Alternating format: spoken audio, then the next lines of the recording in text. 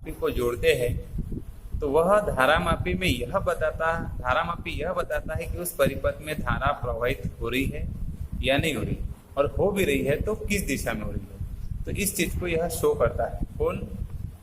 Means धारामापी। यह धारा को कभी भी किसी प्रकार से मापन नहीं करके बताता है, केवल धारा प्रवाह की स्थिति को बताता है। लेकिन यदि हो सकता है कि ये हमारे पास एक धारामापी है, कैपिटल जी के रूप में मान लेते हैं, गैलोरीमीटर कहते हैं इसको। तो यह धारामापी कोई भी विद्युत परिपथ में जोड़ देंगे तो वह प्रवाहित होने वाली धारा की दिशा या प्रवाहित हो रही है धारा को शो करेंगे। लेकिन हम इसको अमीटर में बदले तो अमीटर क्या करता है, ये उपकरण एक ऐसा है कि जो किसी विद्युत परिपथ में चलने वाली धारा को एम्पियर में गिन के बताता है कि इतने एम्पियर धारा चल रही है, मापन करता है। क्लियर? एक तो एम्पियर में धारा का मापन करने वाला यंत्र अमीटर कहलाता है। वैसा वोल्टमीटर होता है।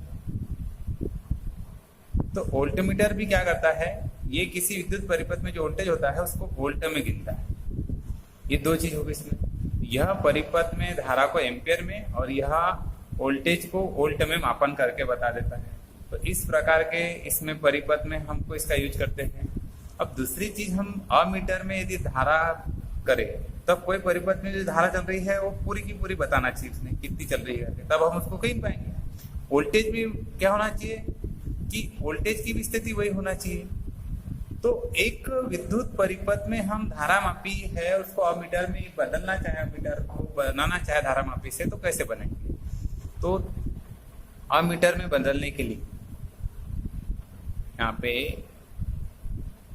एक धारामापी जो है को अमीटर में बदलने के लिए अल्प प्रतिरोध का चालक तार समांतर क्रम में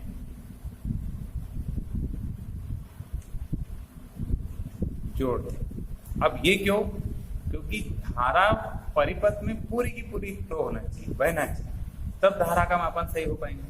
हो सकता है कहीं धारा रुक जाती है तो गिन पाएंगे कि हम उसको नहीं गिन पाएंगे। तो ऐसी स्थिति में एक परिपथ धारामापी जो है उसका हमको प्रतिरोध जो है वो शून्य बनाना पड़ेगा, पूरा का पूरा, म्हणजे धारा कुछ भी नहीं रुकना चाहिए।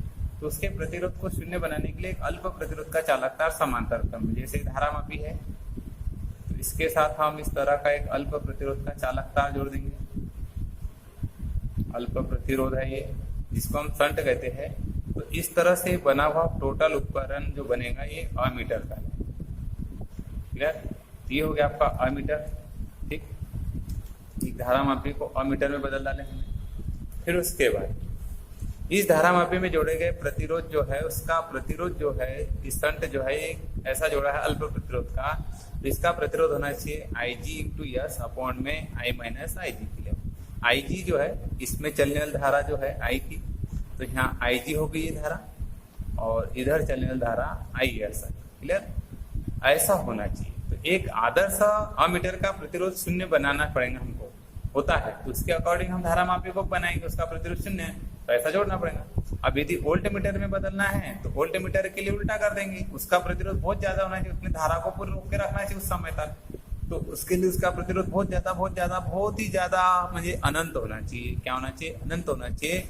जैसे एक धारामापी है तो उसके साथ हम इस तरह से एक उच्च प्रतिरोध का चालक तार जोड़ देंगे। मान लेते हैं तो ये धारा चल रही इसमें I, तो यहाँ पर मान लेते हैं कि इसके सिरों पर वोल्टेज जो मान लेते VG हो रहा है।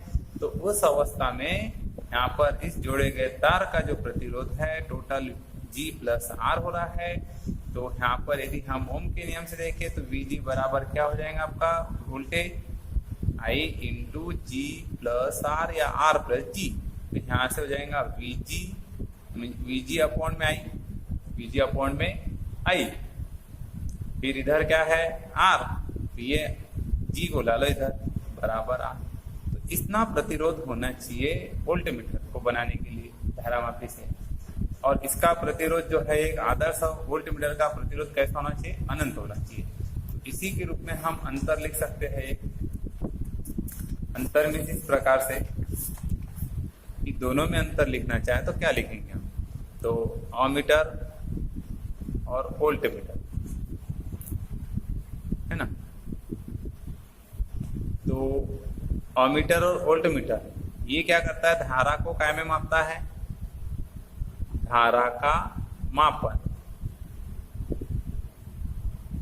एम्पियर में करता है, और ये वोल्टेज को मापता है।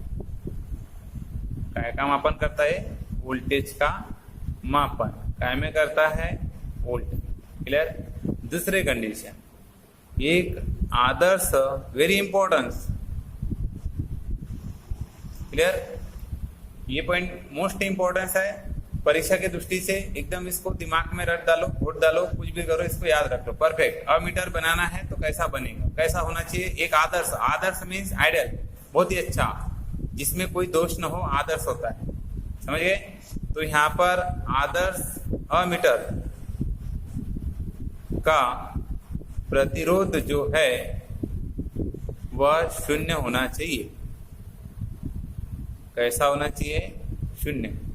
शून्य का अर्थ होता है कि उसने धारा को कुछ भी नहीं रोकना चाहिए, तब उसका प्रतिरोध शून्य माना जाता है। दूसरे कंडीशन में वोल्टमीटर का इसका अपोजिट होता है, इसमें एक आदर्श जो होता है अमीटर जो बनाया जाता है वोल्टमीटर, तो आदर्श वोल्टमीटर का जो प्रतिरोध है वह अनंत होना चाहिए।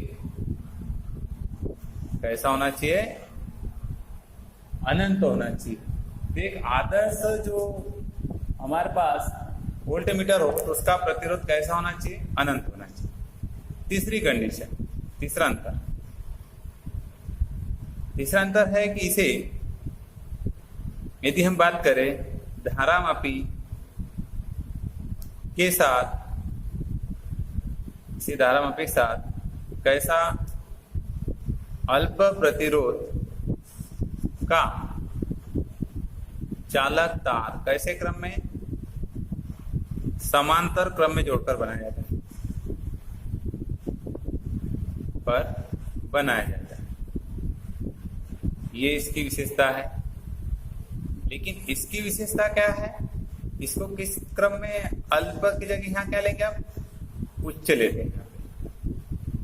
इसमें उच्च प्रतिरोध का चालक, कैसे क्रम में, श्रेणी क्रम, ऐसा बनाया जाता है। अब ये बनाने का ढंग हुआ, लेकिन परिपथ में कैसा जोड़ेंगे इसको, इसे हम विद्युत परिपथ में जो जोड़ेंगे, इसे हम विद्युत परिपथ में यदि इसको यूज करना है तो श्रेणी क्रम में जोड़ेंगे, विद्युत परिपथ में श्रेणी क्रम, या उल्टा, इसे हम समांतर। ये चार अंतर एकदम याद कर लेना है। सबसे ज्यादा इंपॉर्टेंस है सेकंड वाला, जो परीक्षा की दृष्टि से, एक आदर्श अमीटर का प्रतिरोध क्या होना चाहिए, शून्य होना चाहिए। एक आदर्श वोल्टमीटर का प्रतिरोध अनंत होना चाहिए। ये हमको कंठस्थ याद रख लेना है। क्लियर। तो ये हमें भूलना नहीं है, अमीटर वोल्टमीटर। और यहाँ पर देखा हमने कि एक अमीटर वोल्टमीटर को कैसे परिवर्तित किया जाता है, तो वो भी अंतर में हमने देखा। धारा मापी को अमीटर में बदलने के लिए एक अल्प प्रतिरोध का चालक तार समांतर क्रम में जोड़ते हैं, जिस जोड़े गए तार को हम शंट भी कहते हैं यहाँ पर। और उस तार का प्रतिरोध इतना होना चाहिए, इसके अकॉर्डिंग होना चाहिए सूत्र के अनुसार। और एक वोल्टमीटर में बदलने के लिए धारा मापी को उसके साथ उच्च प्रतिरोध का चालक तार हम श्रेणी क्रम में जोड़ देते हैं, जिसमें जोड़े गए तार का प्रतिरोध R जो है VG/I माइनस कैपिटल G के इक्वल होना चाहिए। क्योंकि एक आदर्श वोल्टमीटर का प्रतिरोध अनंत होना चाहिए और एक आदर्श अमीटर का जो प्रतिरोध है वो शून्य होना चाहिए। तो आज इतना याद करेंगे। कल से इसके बाद हम नेक्स्ट चैप्टर पढ़ेंगे जो आपने लिखा हुआ है, चुंबक वाला चैप्टर।